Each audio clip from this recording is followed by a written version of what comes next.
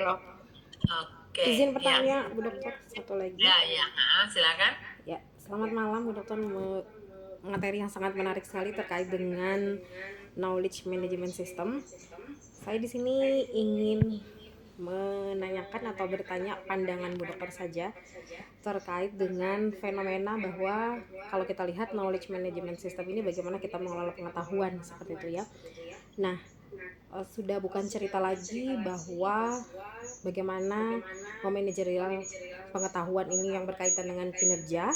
Selama ini kalau di institusi pemerintah itu kalah jauh dengan institusi swasta. Itu sudah diakui hampir semua mungkin teman-teman yang ada di institusi pemerintah ya. Nah, padahal di dalamnya sudah dimodifikasi sedemikian rupa terkait dengan evaluasi atau penilaian terkait dengan kinerja.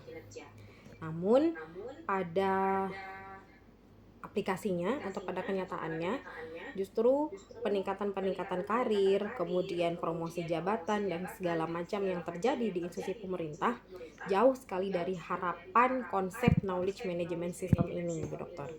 Jadi sekalipun kinerjanya sudah bagus, kemudian sudah punya kemampuan, mungkin bisa jadilah dari segi penilaian mungkin belum cukup mumpuni untuk bisa mengambil suatu kebijakan sehingga memimpin atau menduduki suatu jabatan itu satu mungkin. Oke, mungkin kalau di bagian tersebut sehingga kita mencari orang yang memang punya kemampuan, tetapi dia juga bijak dan sudah bisalah menjadi pemimpin. Itu mungkin nobody is perfect ya, Bu Dokter. Tapi minimal ketika dia punya kemampuan, mungkin ini seperti itu, adalah dilihat sebagai suatu peningkatan capaian. Itu pertama. Kemudian yang kedua, kalaupun dia tidak terlalu pintar-pintar banget atau hebat-hebat banget, minimal dia punya kemampuan manajerial. Kan itu ya Bu Dokter, idealnya. Namun pada faktanya, kedua hal ini akan kalah kalau sudah berhadapan dengan hal yang berbau hierarki politik. Nah, itu Bu Dokter. Nah, saya ingin melihat sudut pandang Bu Dokter dalam hal ini sebagai pakarnya, sebagai ahlinya, apa sebenarnya yang salah dengan sistem penilaian kinerja kita di pemerintahan saat ini. Jadi artinya Bu Dokter, teman-teman berpikir seperti ini. Oh, saya golongan 4B, sudah golongan tertinggi. Misal, ini contoh ya Bu Dokter. Saya tidak menyebut institusi yang mana ya. Tetapi dia bisa menjadi staf. Logikanya ya. Kemudian dia dipimpin oleh golongan misalkan 3B lah ya. Jauh banget misalnya kan. Dari segi golongan ini Bu Dokter.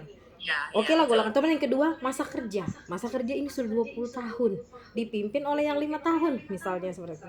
Dari sisi mana sistem ini melihat, dan ini terjadi bisa kita bilang hampir di seluruh Indonesia ya. Seperti itu. Dan ketika benturan dengan politik itu yang mungkin setelah ditelusuri, oh ini seperti itu. Nah, dari sudut pandang Bu Dokter sebagai akademisi kemudian sebagai pakar melihat objektivitas terkait dengan ini, dengan konsep knowledge management system yang kita pelajari pada malam hari ini, Bu Dokter, di sudut mana kesalahan itu mulai menemukan titik temu salahnya, kemudian tidak mau mengakui dan memperbaiki kesalahan tersebut.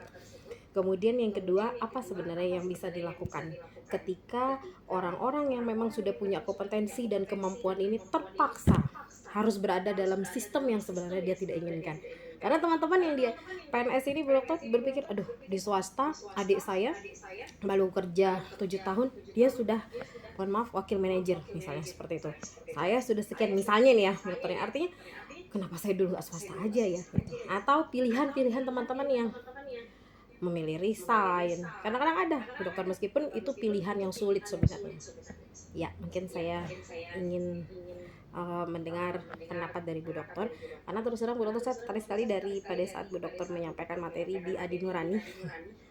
Saya ingin sekali menanyakan terkait dengan hal ini ke Ibu. Makanya ketika Bu Dokter mengampuh di mata kuliah MSDM ini, saya benar-benar excited untuk menanyakan hal ini.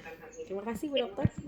Ya, jadi sebenarnya nilai bukan berdasarkan objektivitas, tapi menilai berdasarkan subjektivitas. Apalagi yang dinilai itu adalah hal-hal yang berbau sikap. Kalau saya suka sama si A, maka saya akan nilainya bagus. Walaupun itu sudah ada KPI-nya, tetap seperti itu. Atau orang ini selalu ngasih saya sesuatu, maka kalau saya menilai dia, saya nilainya yang bagus-bagus. Atau orang ini dekat dengan saya. Nah, akhirnya orang yang benar-benar kompeten itu justru malah apa? Karena dia kadang-kadang nggak disukai, karena kalau orang ini dia naik, dia kita nilai bagus, dia nanti akan gantikan saya, rasa iri juga ada. Nah, sehingga hasil penilaian itu menjadi tidak objektif. Yang tadi yang terjadi adalah orang yang sebenarnya secara kompetensi nggak bagus, justru dia naik. Orang yang sebenarnya kompetensinya bagus, justru dia tetap aja jadi staf sudah sekian tahun. Itu kenyataannya, ya kan? Ya. Nah, terus gimana?